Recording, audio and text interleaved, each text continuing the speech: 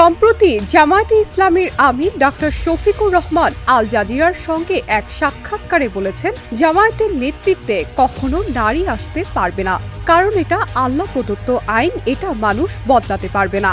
দলটির মহিলা শাখার সেক্রেটারি বলেছেন, এটি তারা মেনে নিয়েছেন। দেখা যাক কোরআনে কোনো রাষ্ট্র বা প্রতিষ্ঠানে নারী নেতৃত্বে নিষেধাজ্ঞামূলক কিছু বলা হয়েছে কিনা। কোরআনের আলোকে নারী নেতৃত্ব হারাম বলার কোনো ভিত্তি আছে কি? না, কোরআন বরং এর বিপরীতে প্রমাণ দেয়। কোরআনে কোথাও বলা হয়নি যে নারী সমাজ, রাষ্ট্র বা প্রতিষ্ঠানে নেতৃত্ব দিতে পারবে না। কোরআন নেতৃত্বের মানদণ্ড নির্ধারণ করেছে লিঙ্গ দিয়ে নয়। সূরা নিসার ৫৮ নম্বর আয়াতে বলা হয়েছে, নিশ্চয়ই আল্লাহ তোমাদের নির্দেশ দেন আমানত তার যোগ্য ব্যক্তির কাছে অর্পণ করতে এবং যখন বিচার করবে ন্যায় বিচার করবে।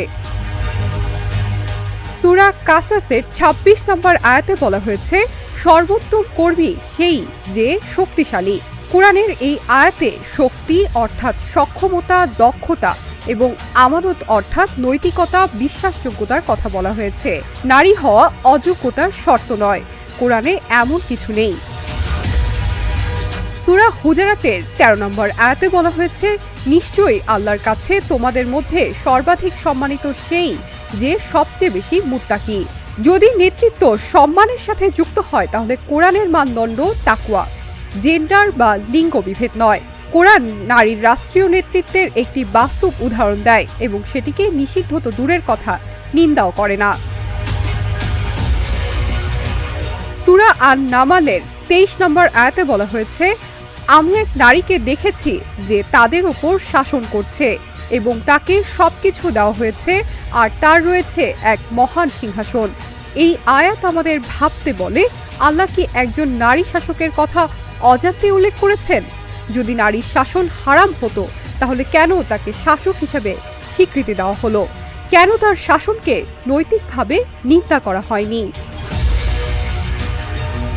নারী পুরুষ উভয়ই সামাজিক কর্তৃত্বের অংশীদার। সূরা তওবার ৭১ নম্বর আয়াতে বলা হয়েছে, মুমিন পুরুষ ও মুমিন নারীরা একে অপরের অভিভাবক অর্থাৎ আউলিয়া। অর্থাৎ কোরআনে নারীদের সামাজিক কর্তৃত্ব থেকে বাদ দেওয়া হয়নি। তাহলে নারী নেতৃত্ব হারাম ধারণাটি এলো কোথা থেকে? কোরআন থেকে নয়, এটি এসেছে ঐতিহাসিক প্রেক্ষাপটে কিছু ফিকহি মত থেকে, নির্দিষ্ট হাদিসের সাধারণীকরণ সর্বজনীন করার থেকে এবং সাংস্কৃতিক পিতৃতন্ত্র থেকে। Shiny Alam Chowdhury, Dhaka journal.